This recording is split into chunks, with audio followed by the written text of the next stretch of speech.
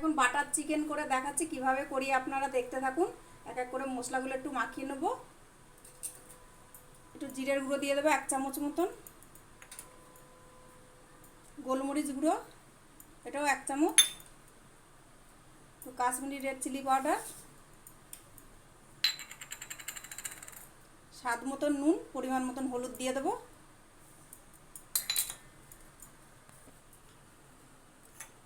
এক চামচ আদা বাটা, 1 চামচ রসুন বাটা দিয়ে দেবো।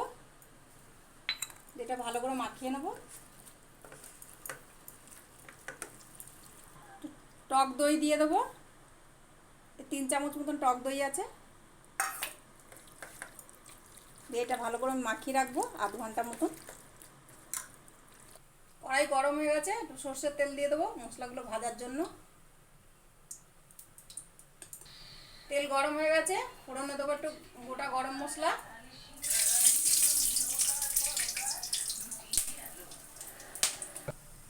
পেঁয়াজগুলো ভেজে নেব।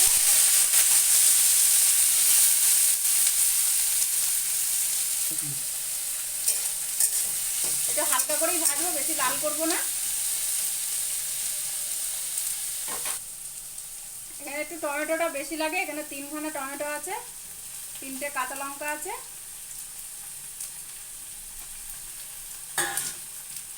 স্বাদ মতন নুন দিয়ে দেবো, পরিমাণ মতন হলুদ, একটু কাশ্মীরি রেড চিলি পাউডার দিয়ে দেবো কালার হওয়ার জন্য। চামচ মতন আদা বাটা আছে দিয়ে দেবো। 1 চামচ রসুন বাটা আছে দিয়ে দেবো।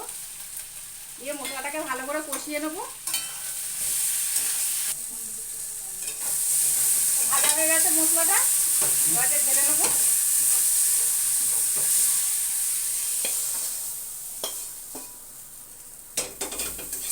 তেল গরম হয়ে গেছে, সাদা তেল। আমি এবার মাংস পিসগুলো সব ভেজে নেবো।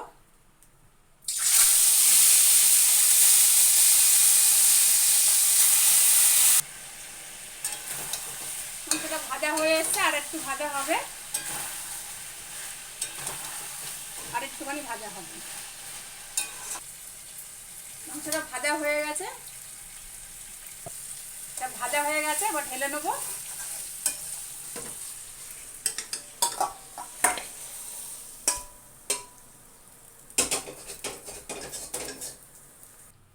কড়াই গরম হয়ে গেছে, বাটার দিয়ে দেবো।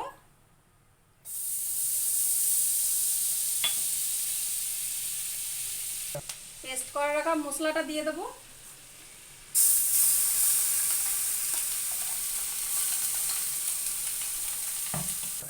মশলা ধোয়া জলটা দিয়ে দেবো।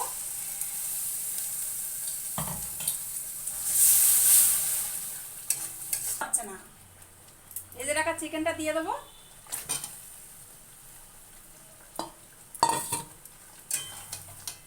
এবার নাড়িয়ে দেবো।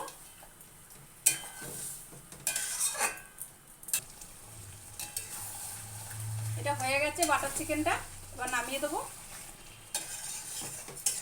কড়ার মধ্যেই রেখে দেবেন। এটা রুটি পরোটা দিয়ে লুচি দিয়েও ভালো লাগে খেতে। আপনারা ঘরে করেও খেয়ে দেখতে পারেন। কে কেমনভাবে করে খেয়ে দেখেছেন একটুখানি কমেন্টে জানিয়ে দেবেন।